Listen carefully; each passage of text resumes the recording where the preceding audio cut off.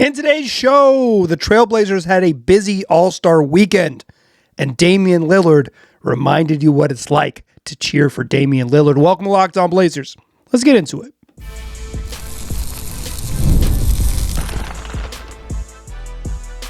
You are Locked On Trailblazers, your daily Portland Trailblazers podcast, part of the Locked On Podcast Network. Your team every day. What's up, world? It's your past first point guard and Trailblazers reporter, Mike Richmond. You're listening to another episode of Locked On Blazers, part of the Locked On Podcast Network, available wherever you get podcasts and also on YouTube. Thanks for making this show your first listen, coming at you each and every weekday, Monday through Friday. So make it a part of your daily routine. Make your first listen. Tell your friends to do the same. Locked On Blazers, your team every day. In today's show, we're talking All-Star Weekend, a recap of a busy few days in Los Angeles or Inglewood for your Portland Trailblazers. We'll get into Damian Lillard's three-point contest crown, the All-Star game where Deni Avdija participated, and we'll close up talking rising stars with young Hansen and Donovan Clingan. I got takes and recaps of all of it. We'll get into everything that happens. Let us start, though, with Damian Lillard. What a nice reminder of what it's like to cheer for Damian Lamont's Ollie Lillard wearing a Portland Trailblazers jersey. It had been nearly 3 years since you'd really been able to do it out on the court.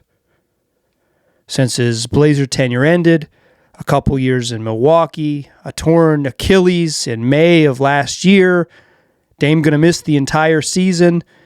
You see him on the bench, resplendent in a expensive crop top t-shirt or some kind of designer sweatsuit. But you don't see him in a jersey repping Portland across his chest and hooping, playing basketball. Now, if you get to the gym early enough, you might be able to see him getting warm-ups. You follow him on social media. You've seen the tantalizing videos of him cooking Blazers video coordinator Jason Lunhow. Wear that, Jason. But not this. Not in a jersey.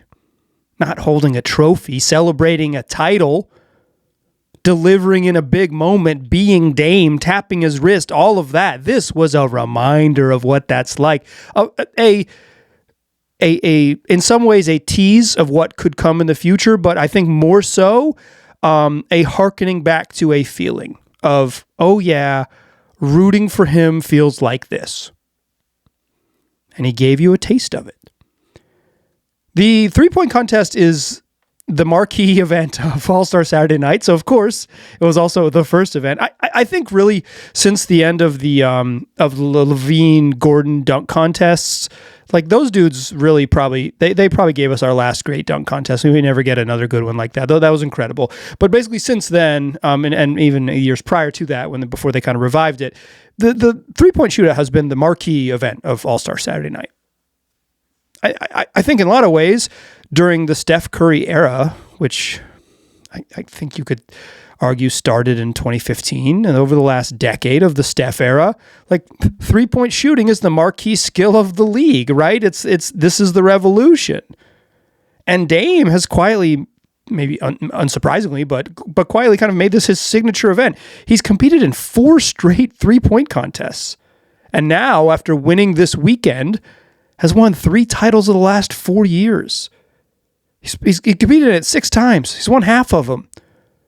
He rises to the occasion. There was no doubt in my mind that Dame was going to have a big night. I said it in Friday's show previewing the weekends that I'm still certain he can shoot.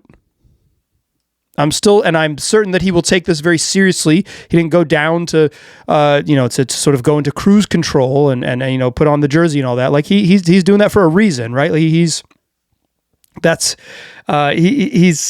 you knew that this would be an event he took seriously. Also, like right now, he's not playing real basketball yet. He's going through workouts, shooting workouts.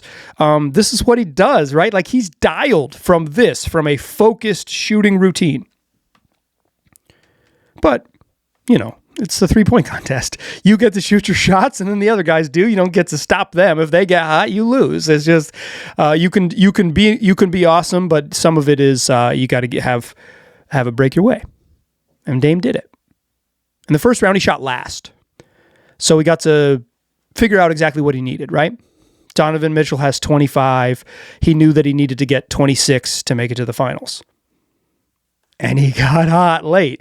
He made 9 in a row, including 9 of 10 to close out his final round with a 27. He comes around that corner, moving to his left, and comes off the top of the key and buries the whole rack from the wing, and then hits 4 straight in the corner to seal it. See ya, misses his final shot, but 9 in a row and 9 of 10. Makes the finals. It's him and Con Knippel, Devin Booker. Con, who went first in the rookie who went first in the competition, has to shoot first in the finals. He has 17. He doesn't matter. It's going to be Dame versus Booker. 17 is not going to be enough to win this thing. Booker looked awesome in the first round. He's a one-time champion, won in 2018. Dame's got a chance to match Craig Hodges and Larry Bird as the third ever 3-time champion in the 3-point contest. That's a triple champ in the triple shooting contest. Dame starts out hot, though. Unlike in round 1, where he had a target score, he had to set the bar. So there is something about Dame in round 1, knowing I got to chase it down. He gets hot late and chases it down, make sure he delivers in the moment. And in round 2, where he has to set the bar, comes out firing, makes his first 4 and 14 of his first 16 threes he took. Woo-hoo-hoo-hoo-hoo. Dude's making everything. Missed a money ball on his first rack. Missed one on the wing rack, but hits from deep. They have the like logo shots and hits all from the top of the key. Kind of cooled down as he came around the other side of the court. This time to the right hand corner in the finals, but made the final 2 in the corner to push him to a 27. Devin Booker has to beat that, but Booker was hot. He made 9 straight to start his round, and then top of the key kind of slows down a little bit, but hits that right wing as he's coming around the curve. Hits all 5 on that right wing, which means that, and then the first 2 in the corner, which means that he is staring down 3 final shots to end this competition. If he makes 1, it's tied. If he makes 2 out of his final 3, he's the champ. Brick, brick, brick. Dame hops off the bench, taps his wrist. Champion. Gets the trophy at midcourt. Had to fight back a grin right in the post-game televised interview. He is almost beaming, but really trying not to. This meant something to him. It's fun to win. The competition the juices were flowing. He joked that watching Booker's final shots in the corner, he was praying on his downfall. Those prayers were answered. There is something about Damian Lillard that makes these type of rising to these, sort of like, hey, you got to win it, go win it type of things inevitable. If they feel like he just has a way of making you feel like he will deliver. He's a guy who loves big moments. His superpower is an understanding of the moment, right? Like, is this sort of like supernatural ability to appreciate big moments and what they mean, and he loves to be the author of them, right?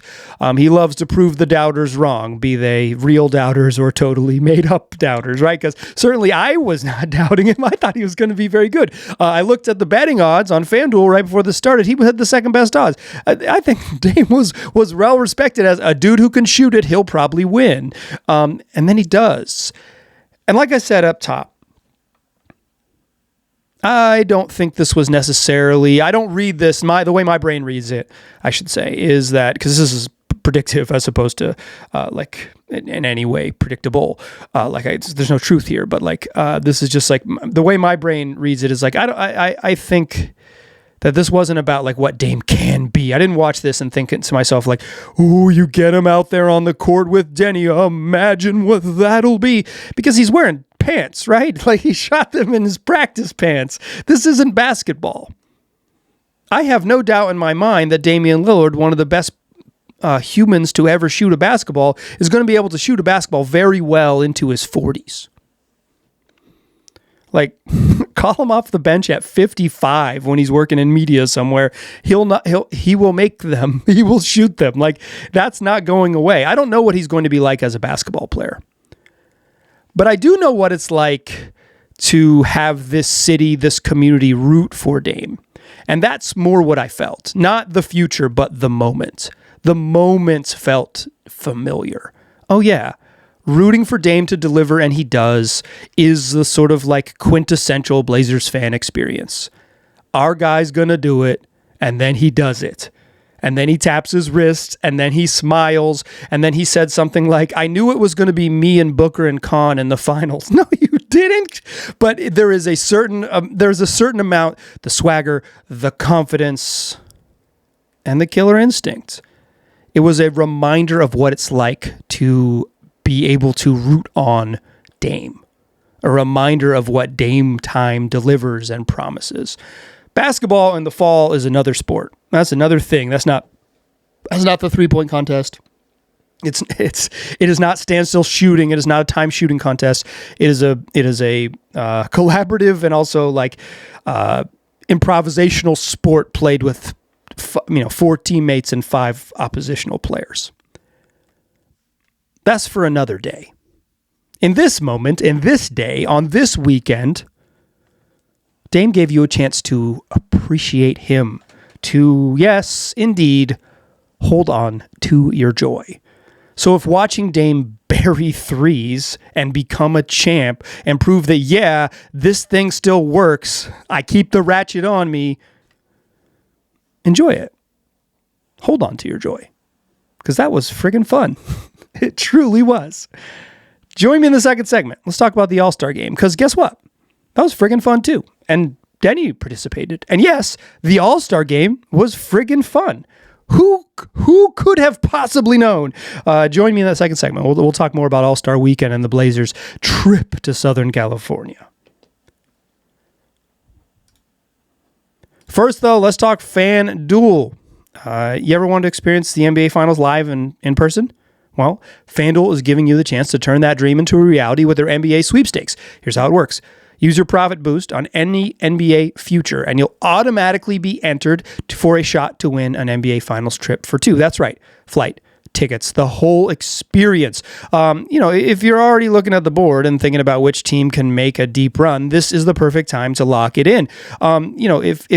If this time of year, futures bets, which is betting on an outcome into the future, is something that strikes your fancy, you can pick a team to win the championship. You can pick a team to just win their conference and make the finals. It'll add an extra layer of excitement if you're watching the playoffs, because you'll say, I made this prediction way back in February, and now you can not only pick out your winner, but you could also pick out your trip to the finals. Visit FanDuel.com to get started. Use your profit boost on any NBA future and get it entered for your chance to win a trip to the NBA Finals. Play your game with FanDuel, the official sports betting partner of the NBA. Today's program also brought to you by your local YMCA. That's right, the YMCA of Columbia-Willamette, who wants you to find your play because they believe everyone deserves to find their place to play. Because play connects us. It strengthens us. It brings our community together. And through their 3 pillars, youth development, healthy living, and social responsibility, the Y is your local nonprofit helping people of all ages move, grow, and belong across the Portland and Vancouver metro areas. If you're checking out your local Ys, you're going to find 6 courts and a full fitness center. The Beaverton Family Y, you're going to find families swimming and playing pickleball together at the Clark County and Sherwood YMCAs. You're going to find family activities all year long, brand new workout equipment at all 3 branches, and so much more. And YMCA camps, childcare, and enrichment sites throughout the region. The Y gives kids safe and fun spaces to learn, play, and build confidence all year long. I am a child of YMCA summer camps. Spent all my many summers of my elementary youth going to YMCA summer camps. I am an adult who is a local member of my YMCA. I'm finding my play, and you can too if you visit ymcacw.org/pod. That's ymcacw.org/pod. Or follow them on YouTube and Instagram at YMCACW.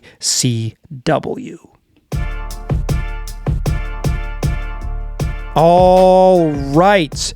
If you're living that everyday lifestyle and you are indeed listening to this program every single day, can I recommend that you make it official?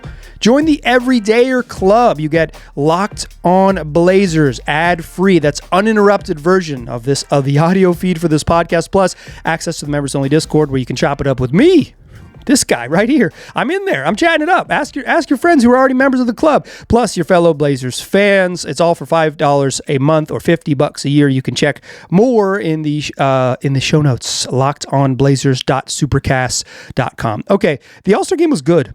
It was just straight up good. It was a good event that was fun and enjoyable to watch. And I say this as someone who is a dyed in the wool hater. I am a true All-Star game skeptic. I watched this out of obligation. Not because I cared, not because I wanted to. I watched this out of obligation. And then I found myself 5 minutes, I watched it on mute until it gets started. I don't need to see turn the TV on. Okay, it's on mute. I'm doing other stuff. I'm living my life. It happened at 2:00 on Sunday afternoon, right? I'm living my life. I'm hanging out and trying. I'm like, why is this so early? Why did the Olympics make this game so early in the day? And then, shouldn't I be watching this late at night? And then I don't know, 3 minutes in, I was like, yeah, this is good. And also I'll talk about this in the third segment, but the rookie sophomore game, or whatever it's called now, Rising Stars game, was pretty good on Friday, and it gave you a little glimpse. I was reminded that my colleague John Corrales of Locked On NBA and Locked On Celtics said, last year the basketball was good, but there was just too much stuff. And that's really what this was. Last year, there was, Jake from State Farm and a grifter segment from Mr. Beast and so much Kevin Hart. And then the TNT crew just kind of making it their final in memoriam tour for them, despite the fact that they still work at ESPN and that contract had already been agreed on. They just kind of cut the fluff and they played basketball. And this wasn't NBA basketball by any means, but it was close, very close, and honestly as close as it needed to be, in my opinion. They did a really good job. It's 3 12-minute games. I think the timing is really well done. You get a little feel out period until about the 8-minute mark, and then guys kind of say, okay, I understand the level that we're playing at. Let's compete. And then when you got to the final 3 minutes of all of these games, they were great. They were the final sucked. That was a blowout. But the 3 round robin games were all decided by last second shots. That's what more could you ask for? It was competitive. It was kind of particularly in the final 2 minutes of all 3 of those games, real-ish basketball, locking in on defense. Fun to see Victor Wembanyama, when the world lost their first game, kind of got upset about overhelping. Felt like his team overhelped. It's the only way we lose is if you give up a 3. They overhelped and gave up a 3. He's super mad about it. Scotty Barnes hit a 3 with his hand in his face. Good shot. Congratulate him. That was the final possession of overtime. Game 1 went to overtime, tied at the end of regulation. I thought Wemby's anger was a little bit performative, quite frankly, but pretending to care is still significantly better than active disinterest. And then after the game, Anthony Edwards, who eventually won All-Star MVP, said Wemby kind of raised the overall compete level. The reason why it was so competitive is because Victor Wembanyama came out and played hard, and everyone else was I'm not going to get embarrassed by Wemby. He's raising the bar. And what the league needs maybe more than anything else is young players to make effort and trying the standard and what is cool. And and I thought somewhere between 2 and 6 minutes of effort is good enough television for everyone, and Victor Wembanyama helped raise that. It was legitimately good. Deni Avdija participated. He participated. No doubt he started for the world team. He participated. He ran up and down the court. He dribbled a little bit. He wore sneakers and a jersey and all that. No, listen, the honor of making the All-Star team is the selection. What you do in the game, no one's gonna remember. At some point, someone will tally how many points you have, and it'll be the greatest All-Star whatever participant ever is Kobe Bryant. Cool. Kobe Bryant's legacy is about the championships in and playing in May and June, and not about what he did in February at the All-Star break. That's mythologizing that happens later. Not that that's I'm not excusing Deni. It wasn't he was too cool. He's hurt. The dude is not 100%. He honored The honor is getting there. What you do there, just like simply, I don't care about it too much. It was like, I don't know, watching Kawhi Leonard go off in one of those round robin games in this evening was. I'm recording this on Sunday night. You listen to Monday, February 16th program, but watching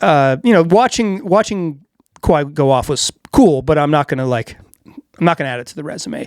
But Deni's banged up. He's hurt. Like, he didn't play in the Blazers' last game of the All-Star break, or last game before the All-Star break, because he's dealing with his back issue. The prior game, he'd kind of not looked fully healthy in Minnesota.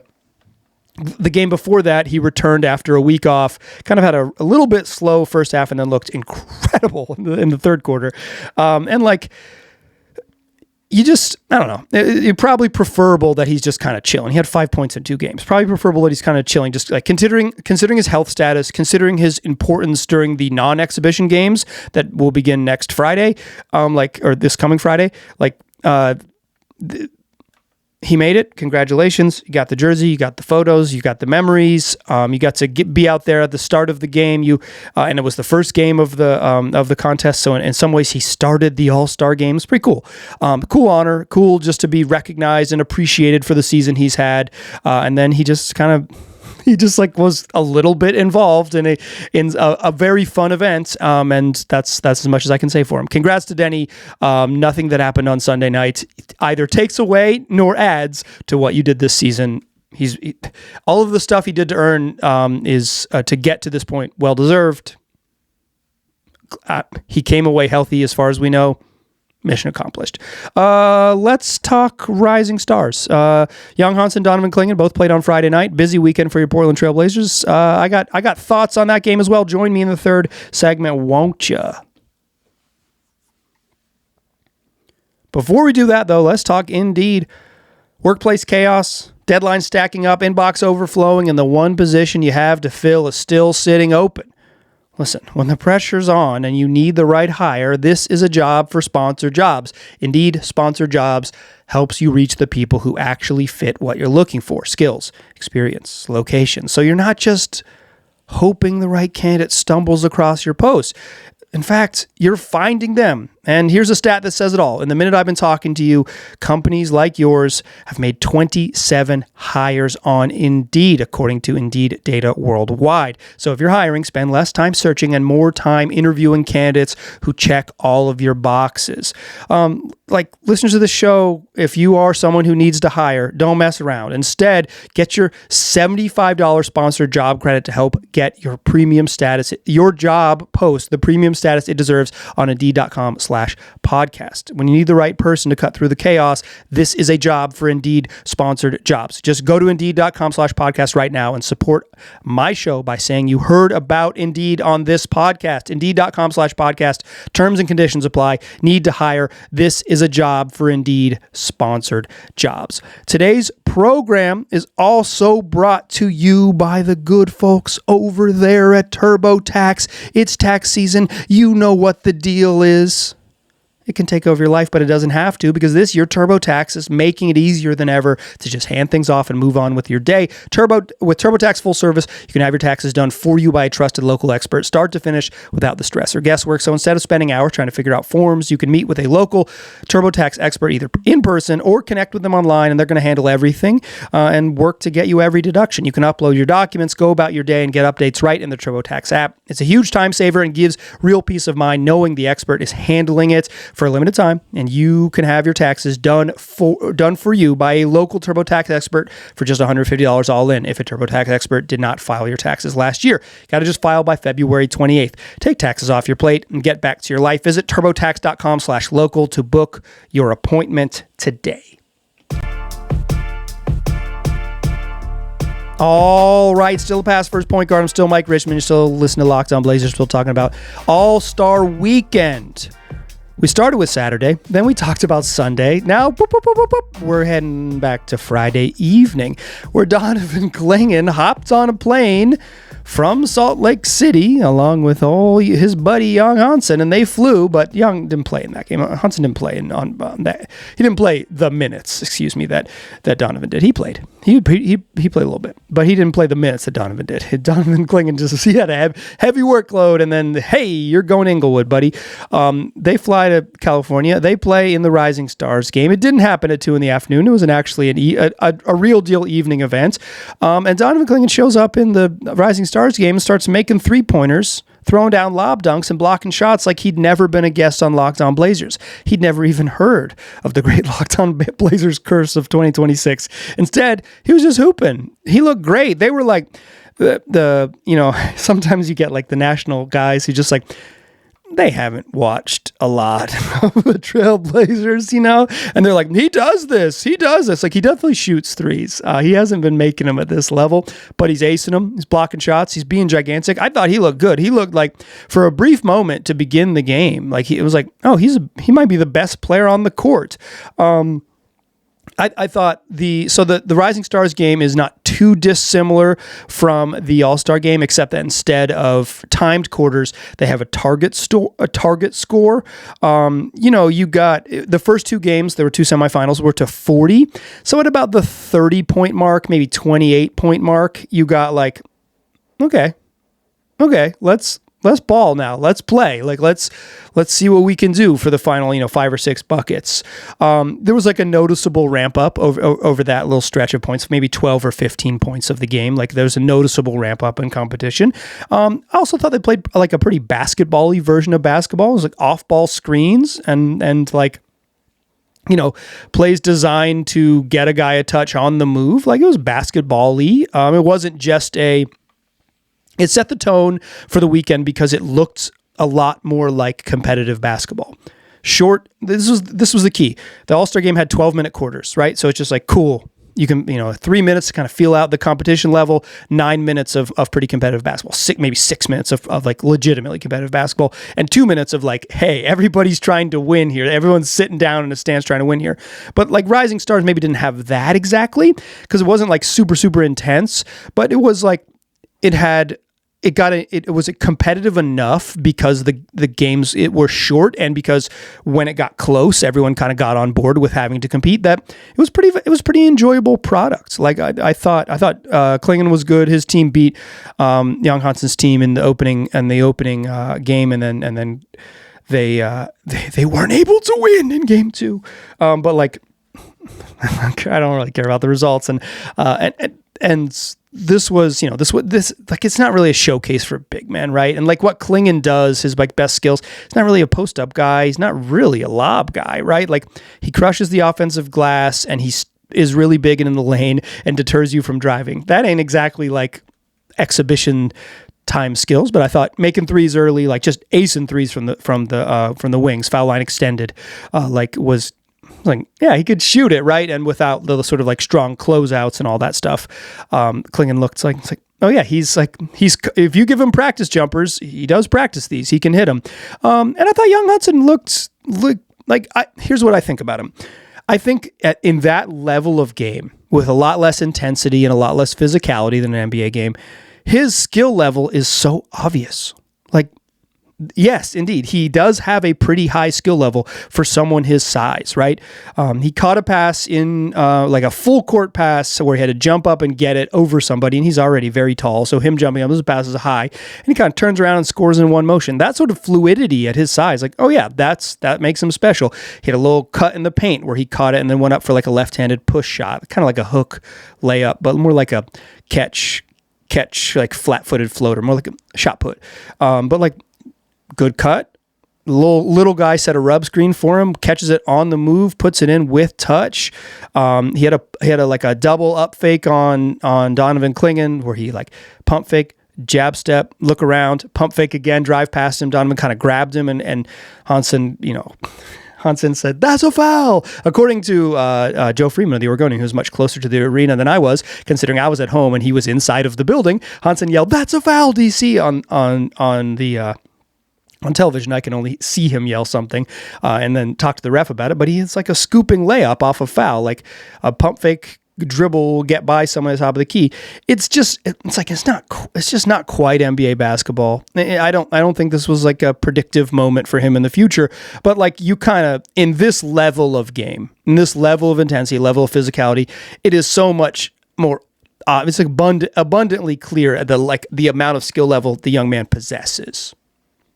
He's got an interesting skill set in a giant person's package, right? Like he's just like a giant dude.